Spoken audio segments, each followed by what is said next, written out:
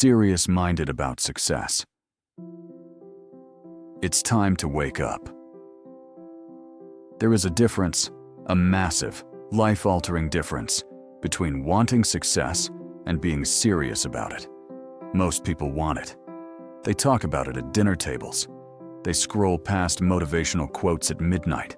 They nod along in church, in seminars, in YouTube comment sections, saying, "Yes, that's me.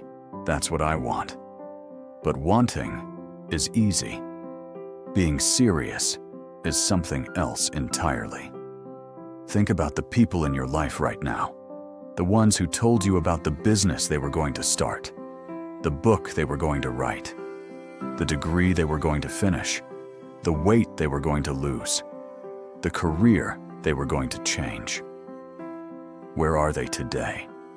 Not because they lacked talent, not because the world was unfair, not because the timing was wrong, but because, when it got hard, they were not serious. And here is the thing nobody wants to say out loud. Most people are not serious. They are enthusiastic. They are hopeful. They are inspired for about 3 to 4 weeks. And then life happens. Resistance happens. Discomfort happens. And they fold. But you are not here by accident. Something in you knows there is more. Something in you is tired of the gap between where you are and where you know you could be. So today, I want to talk to the part of you that is ready to stop dabbling and start being serious. Because the world does not reward the inspired. It rewards the committed. Let that sink in. The world does not reward the inspired. It rewards the committed. This is what serious actually means. When I say serious-minded about success, I am not talking about being rigid. I'm not talking about grinding yourself into the ground. I'm not talking about sacrificing joy for hustle. I'm talking about a particular kind of orientation toward your life and your goals. Being serious-minded means you treat your ambitions like they matter. Not like a hobby, not like a wish, like they matter. Let me give you a picture of what that looks like. A serious person does not wait for motivation. They create structure because they know that motivation follows action, not the other way around. A serious person does not treat their goals as optional. When Monday comes, whether they slept well or not, whether they feel inspired or not, they show up. A serious person does not just consume information. They apply it. They test it. They refine it. They go from student to practitioner. A serious person does not confuse being busy with being productive. They ask constantly, is this the best use of my time? Is this moving the needle? Or am I just staying comfortable? There is a quote that has stayed with me for years. Aristotle said, "We are what we repeatedly do." Excellence, then, is not an act, but a habit. Read that slowly. We are what we repeatedly do. Not what we repeatedly think about doing. Not what we repeatedly intend to do. What we do. Your habits are your identity in motion. And if you want a different identity, a more successful, more fulfilled, more impactful version of yourself, you have to build different habits. That is not inspiration. That is architecture. The serious-minded person is an architect of their own life. Now, here is where people get this wrong. They think being serious means being joyless. That discipline has to feel like punishment. That success has to come from suffering. No, the most serious people I have ever encountered, the ones who have built extraordinary lives, they have passion behind their seriousness. They care deeply. They find meaning in the work, not just the outcome. Seriousness without joy is just self-punishment.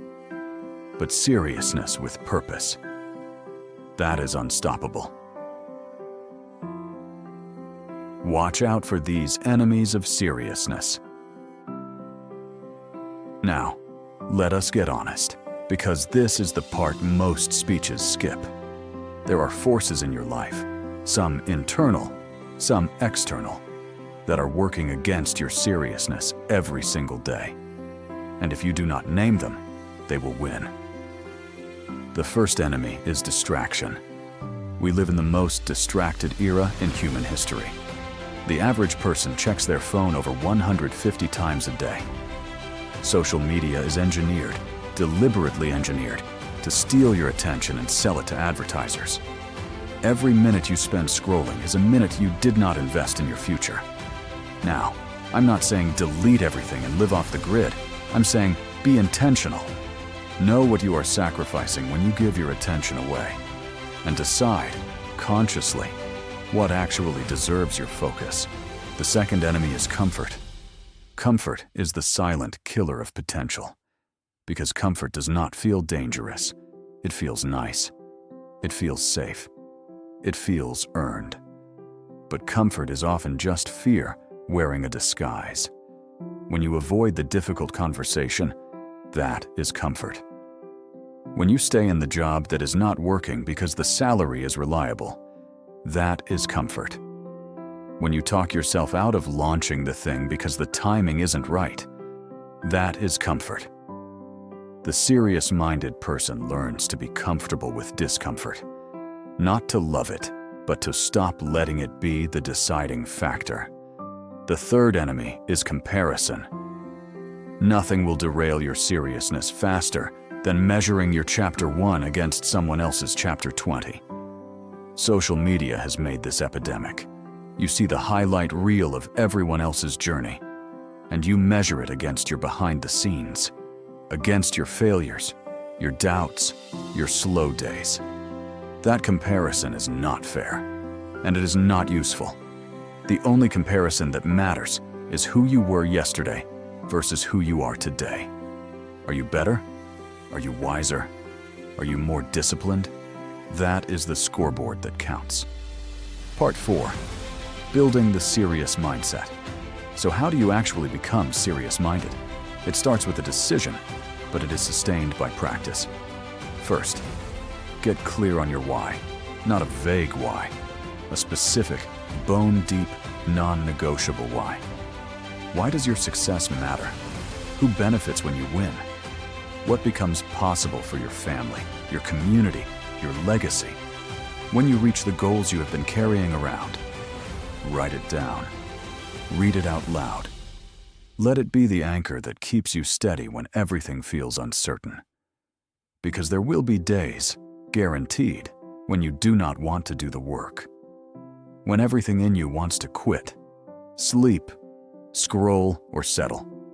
On those days, your why is your weapon. Second, make non-negotiable commitments, not goals. Commitments. Goals are things you hope to achieve. Commitments are things you do. Regardless, pick 3 to 5 daily actions that are directly tied to your most important goal, and treat them like appointments you cannot cancel. Morning routine, deep work block, learning time, physical movement, rest. Build the architecture first, then let life fill in around it. Third, audit your environment. You will become who you are surrounded by. This is not a cliché. This is neuroscience, sociology, and lived human experience all saying the same thing. If your closest circle does not take growth seriously, that will slowly erode your seriousness too.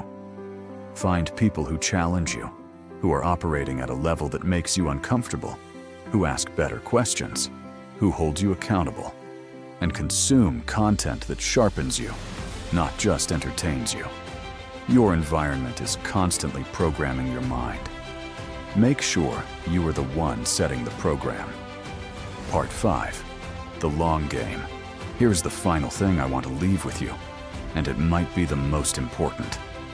Being serious-minded about success is not a sprint. It is a long game. And the long game requires something most people underestimate: patience with momentum. Success, real, lasting, meaningful success, is rarely an event.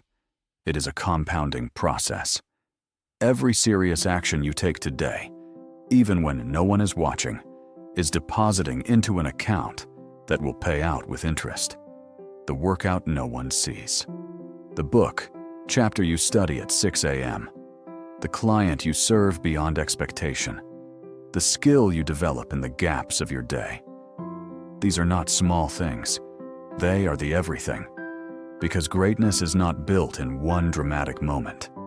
It is built in the accumulation of ordinary moments, handled with extraordinary seriousness. The people who change their lives, who build businesses from nothing, who rise from setback, who create legacies, they are not more talented than you. They are more serious than you used to be. The key phrase, used to be. Because you, right now, are making a choice. You are deciding what kind of person you are going to be. Not someday. Not when the conditions are perfect. Not when you feel ready.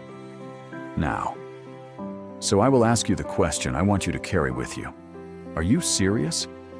Not do you want to be successful? Not do you believe in yourself? Are you serious? Because if the answer is yes, if you mean it from the marrow of your bones, then everything changes from here. The distractions lose their power. The comfort loses its grip. The comparison falls away. And what is left is you, focused, committed, and unstoppable. Go be serious about your success. The world is waiting for what only you can build. At this point, I must say thank you for changing to the new you. Thank you for your time today. If this message resonates with you, share it with someone who needs it and send me a DM with the word, "Am serious-minded for success." And remember, success is not for the lucky. It is not for the talented. It is not for the chosen. It is for the serious. Go be one of them.